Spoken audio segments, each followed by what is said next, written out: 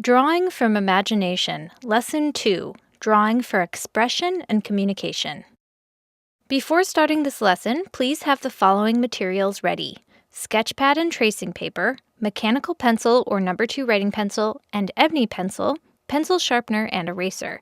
And sharpen your number 2 and ebony pencils before the lesson and as regularly as you need to throughout the lesson. The subject is words and music.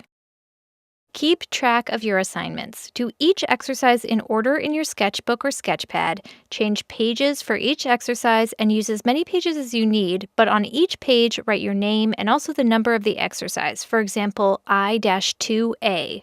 Also, after doing the assignments, remember to take photos of each page of drawings you did for this lesson. In this lesson, we introduce 2 new angles on imagination, its role in expression and communication. Both involve transforming internal experiences, thoughts, feelings, sensations, etc., into forms that can be projected out into the world. But there's a big difference. Expression is primarily for the person's own benefit, providing through imaginative drawing a release of energy or tension, yielding self-knowledge, and sometimes helping to heal. Communication through imaginative drawing is aimed at others and can be used to inform, direct, educate, convince, and even manipulate. The 2 sets of exercises in this lesson will give you practice in expression and communication through imaginative drawing, showing how they're different but also how they connect. In the previous lesson, you were challenged to use your imagination to come up with the images of things that emerged out of scribbles or doodles through the process of free association. The lines you made randomly reminded you of objects or animals, plants or people, and then you used your imagination to develop these subjects. Here, we'll continue to explore the process of association, but back off on representing actual subject matter. Instead, we'll concentrate on an even more fundamental drawing problem: how lines and other graphic marks express feelings, actions, and ideas without making a picture of any actual thing. Let's begin by illustrating words, in this case, action verbs like run and jump. Don't worry, as we just said, you're not expected to draw people or anything else doing these things. These are abstract drawings, trying to express what each word means in experience.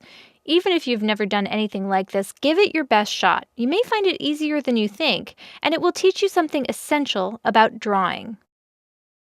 Exercise I-2A, Making Expressive Marks. Time, 10 minutes. Materials, ebony pencil on sketchpad. Subject, action verbs. Do this exercise with the ebony pencil because it gives you a wider range of marks than regular pencils. In your sketchpad, draw as large or as small as you want and use as many pages as you need. For this exercise, we'll give you a word, and then you'll have only 1 minute to draw what it brings up in you. There's no time to think about what you're going to do, but that's just the point. This exercise is about feeling, not thinking. Perhaps surprisingly, the exercise comes from Stanford professor of engineering Robert McKim in his book Experiences in Visual Thinking. McKim introduces the exercise like this: before drawing, let the feelings that you associate with each action come to the fore. Imagine yourself leaping, for example, and feel the leap. Then, without intellectualizing or premeditating, spontaneously draw what you are feeling. Do the drawings in the order they're called out, keeping them separate on the page, and write each word next to its drawing. Okay, start. The first is throw and catch.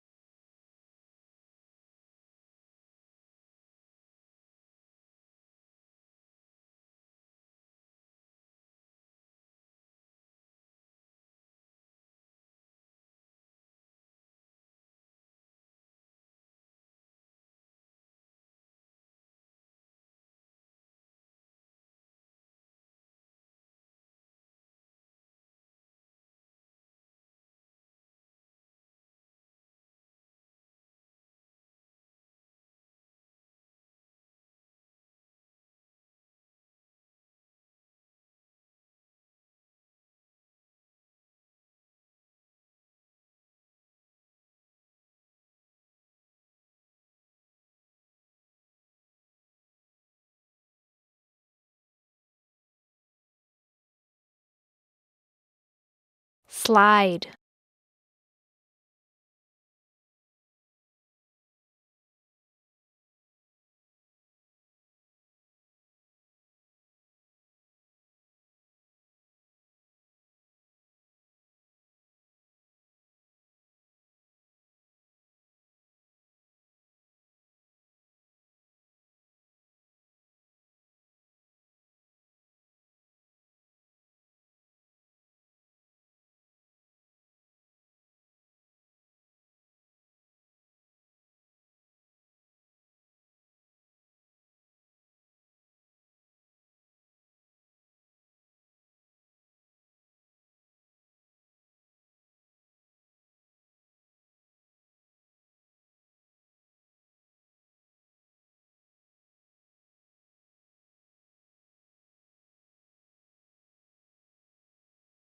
Climb.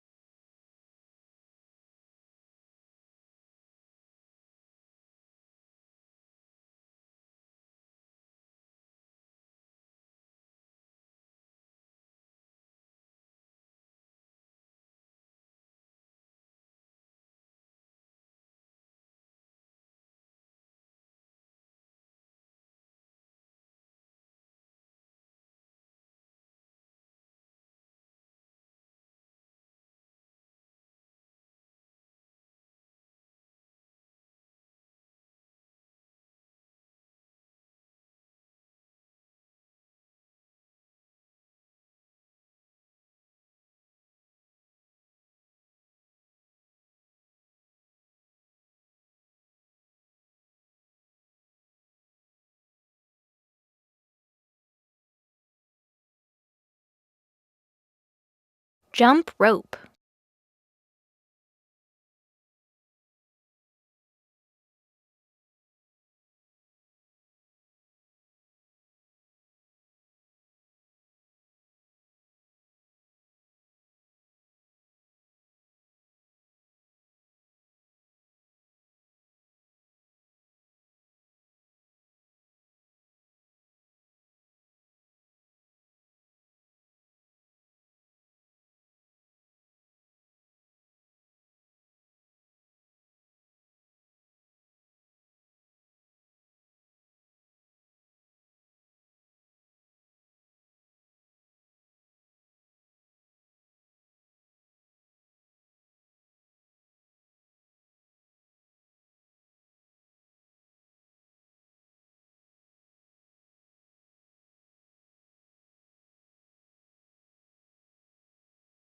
Stretch.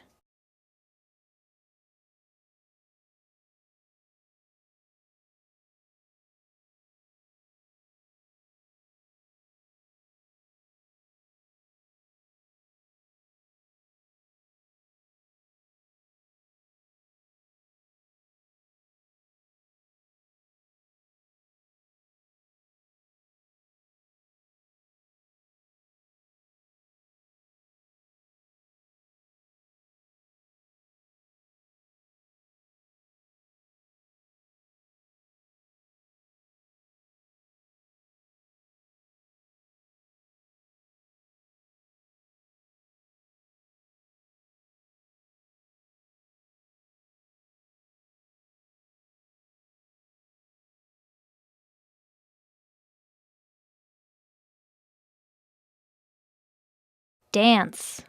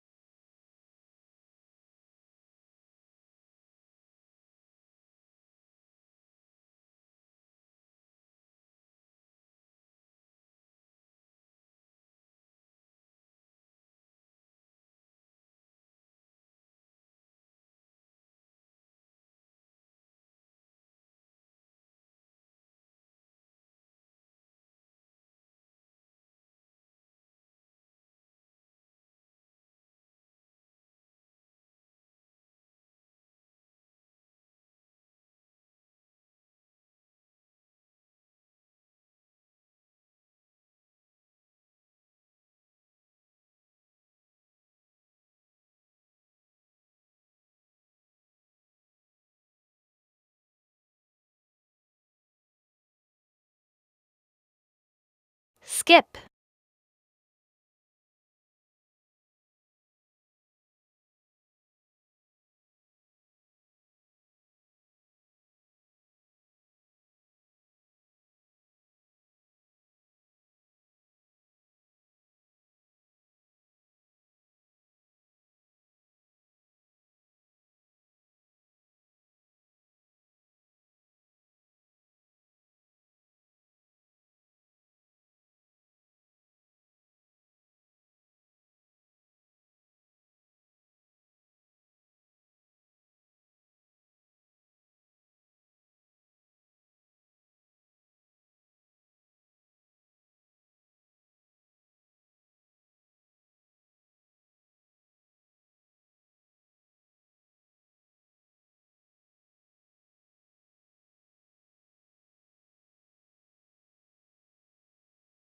Bounce.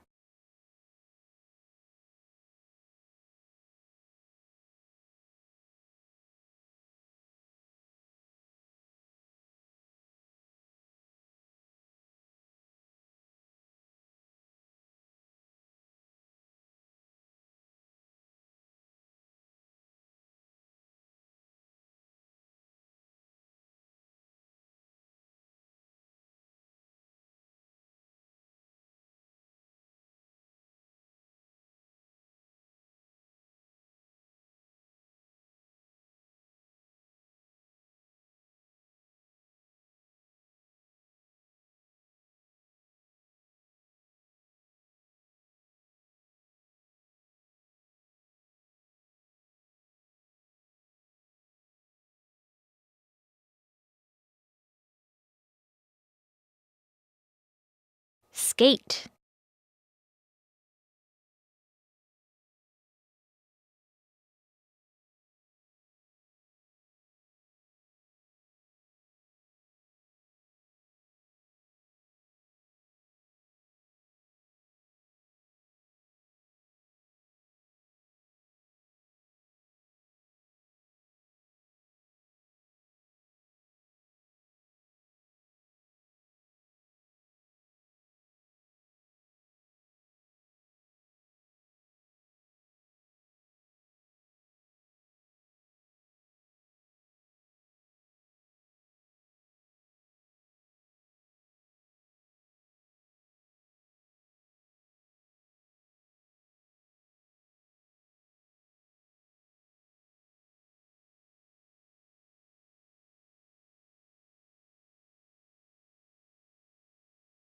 Swing.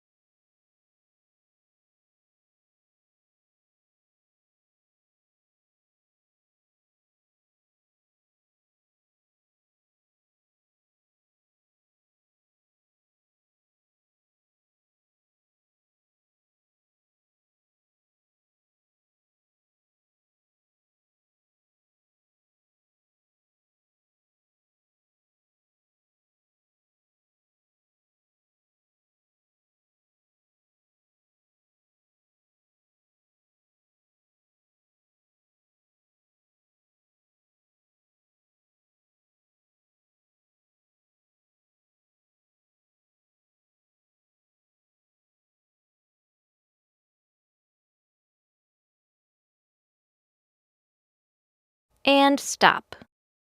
As an imaginative, expressive exercise, there is no one right way to express these words in lines and marks.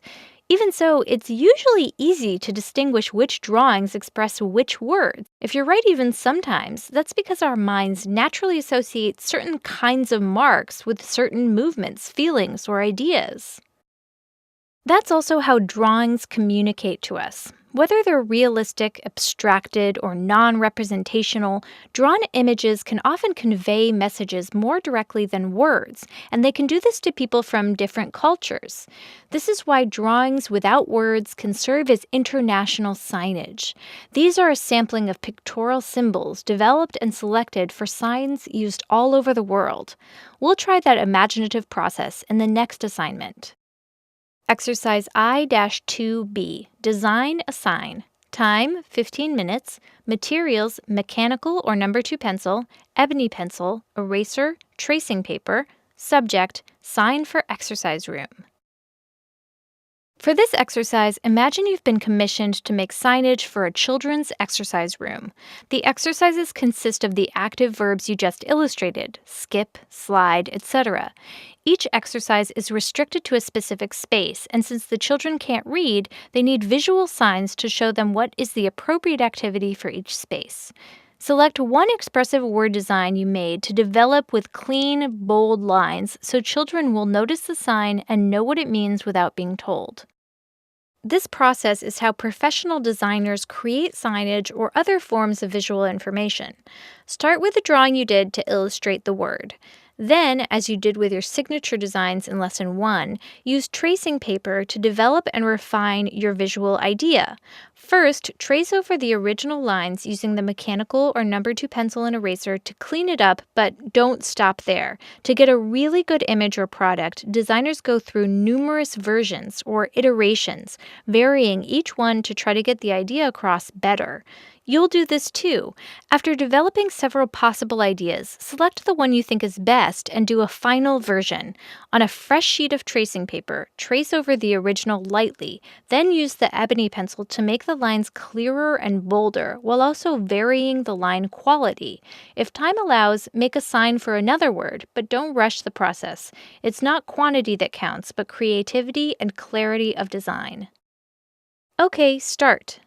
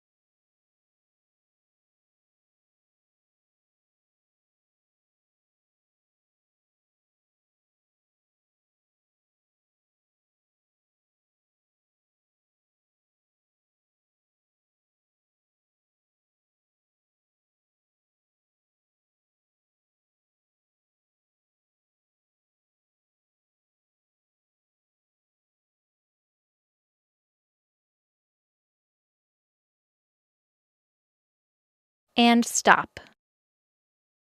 The next exercises take imaginative mark making in another direction, connecting it to music. This may be something you remember doing as a youngster or that you still do occasionally, listening to music and doodling freely following the sound. If you enjoy doing things like that, you're not alone. Artists have made images to go with music for centuries. More recently, some modern artists made connections between mark making and art and music without words. For example, Paul Klee called this drawing Twittering Machine. Looking at the way he made his marks, you can almost hear it twittering. Vasily Kandinsky, who did these sequential images, was also inspired by music and titled some of his abstract paintings compositions, like musical compositions. Incidentally, both Kandinsky and Klee were musicians as well as artists. Exercise I-2C, Expressing Sound. Time, 10 minutes. Materials, ebony pencil on sketchpad. Subject, music. For this exercise, you'll listen to short, repeating clips of different types of music. For each clip, draw what you feel without thinking about it. Just allow your hand to follow the rhythm as the music plays, and respond spontaneously with lines and marks that the music's mood suggests to you. Okay, start.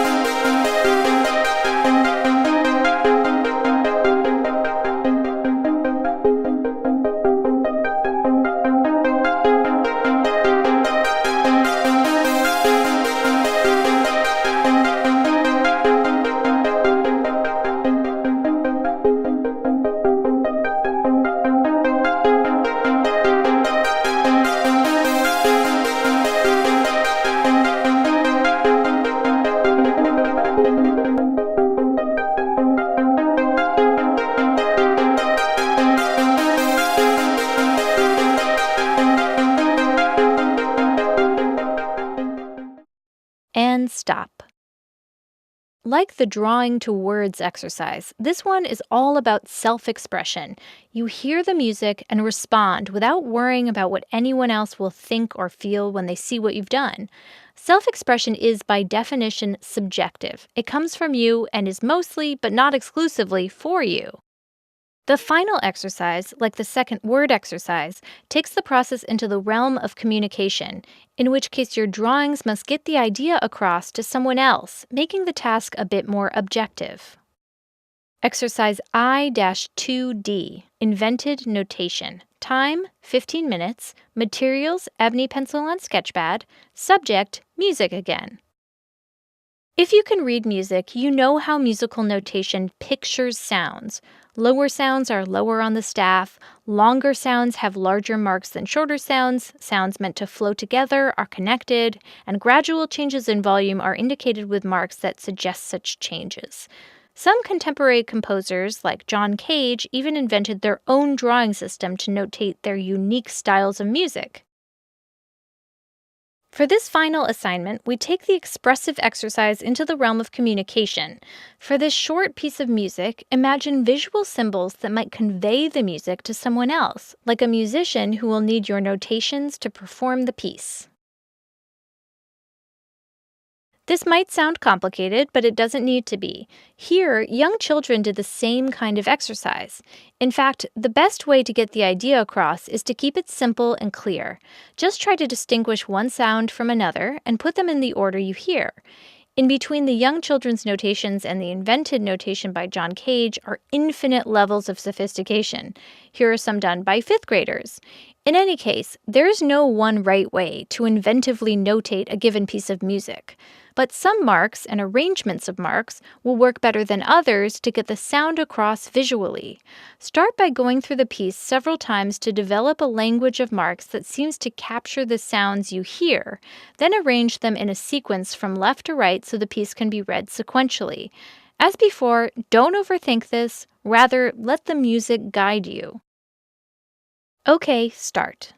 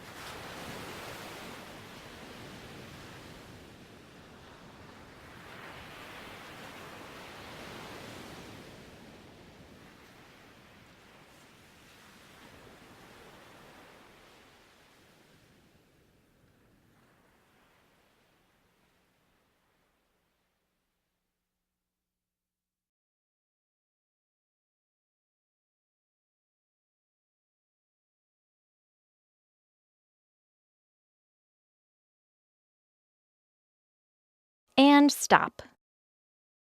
These exercises show how drawn lines, like words and music, can express and communicate feelings and actions without actually picturing anything. We'll develop that idea further in the next lesson. Before you quit for the day, check that each page of drawings is labeled with your name and the number of the exercise, and be sure you've taken a photo of each page of drawings for each assignment.